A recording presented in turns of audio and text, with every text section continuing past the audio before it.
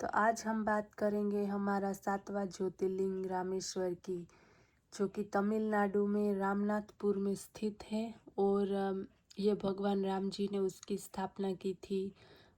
जब राम जी को 14 वर्ष का वनवास मिला था, तो वहाँ पे जो सीता का अपहरण रावण करके ले गया था। फिर बाद में जब राम भगवान ने रावण से युद्ध करके सीता जी को जब वो वापस भारत में लेकर आए श्रीलंका से, तो सभी जो ऋषि मुनि थे उसने राम भगवान को बताया कि आपने रावण को मारा है, वो ब्राह्मण था और आपके ऊपर ब्रह्म हत्या का पाप लगा है, तो आपको उसका निवारण करना चाहिए। तो राम भगवान ने बोला कि निवारण करने के लिए मैं क्या करूं?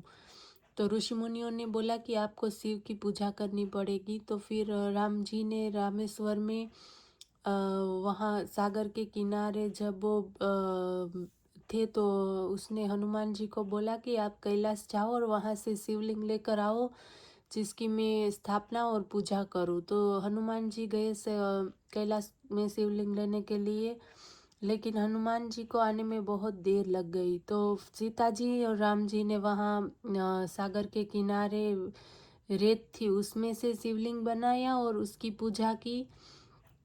और वो श्लोक भी है कि लिंग स्थापी विधिवत करी पूजा, शिव समान प्रिय मोहे न दूजा। वो राम भगवान ने अपने हाथों से वो शिवलिंग का निर्माण किया और फिर उसकी विधिवत स्थापना करके पूजा करके वो शिवलिंग वहाँ पे ही स्थापित कर दिया। वो वेणुका शिवलिंग बोलते हैं। और जब उसने पूजा कर ली उतनी देर में तो हनुमान जी भी वापस आ गए शिवलिंग को लेकर कैलाश से।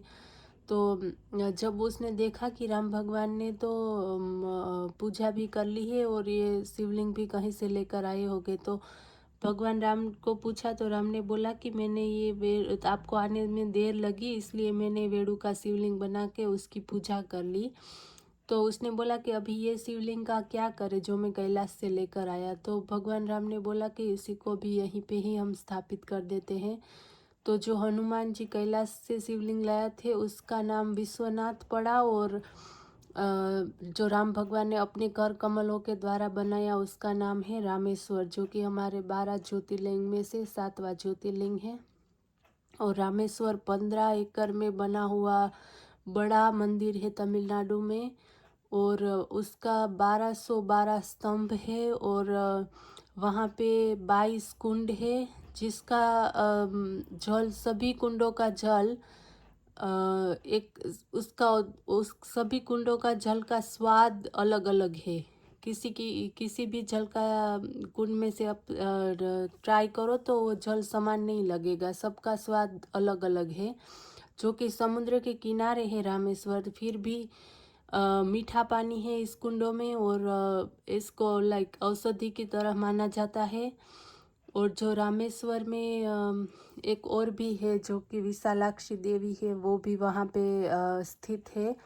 सो कुल मिलाकर वो विशालाक्षी देवी, रामेश्वर का शिवलिंग और हनुमान जी जो कैलाश से लाए थे वो विश्वनाथ, तीनों प्रसिद्ध है वहाँ पे।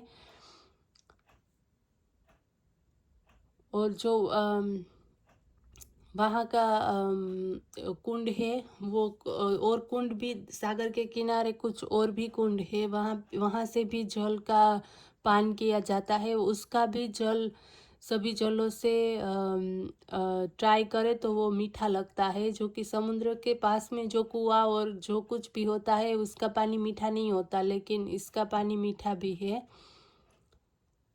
ओम नमः शिवाय।